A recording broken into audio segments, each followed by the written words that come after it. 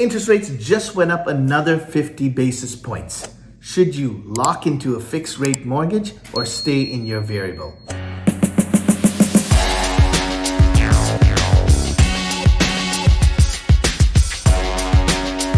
So I've had a lot of people reach out to me in the last 24 hours asking me for my opinion on if I think variable rate mortgages or fixed rate mortgages are the way to go. So let's rewind the clock. We've had 3 rate increases in the last few months. We had a 25 basis point increase, we had a 50 basis point increase in April, and then June 1st, now we have another 50 basis point increase. So let's start with what are the rates out there today as of June 2nd. Fixed rate mortgages, 5-year fixed rate mortgages are hovering around the 4.5% to 5% amongst the A banks, okay?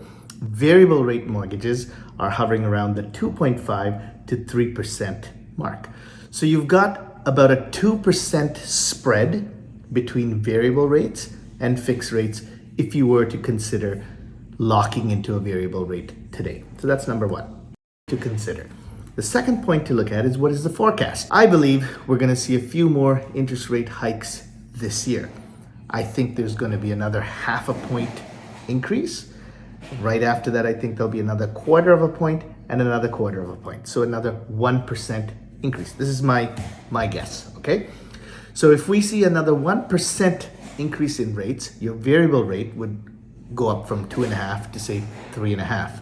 Still cheaper than the fixed rate, which is around the 4.5% mark. So that would be one guiding principle I would use in deciding if I should be locking in at this time.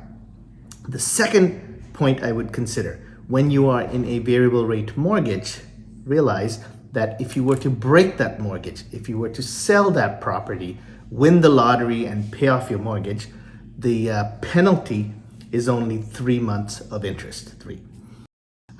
So that's a very important point to keep in mind. If you are in a fixed term mortgage, the penalty is defined as interest rate differential, which can exceed $10,000, $15,000, $20,000. Okay, a pretty large sum.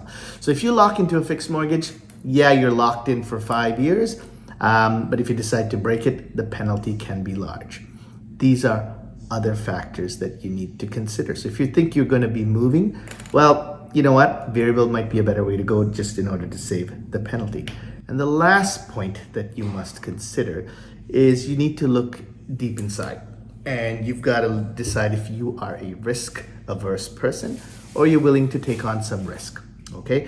And if you can't sleep at night because rates are changing and your payments are changing, it's probably better to go with a fixed-rate mortgage and not worry about it for 5 years. These are the 3 things you need to look at before you decide. Hope this helps.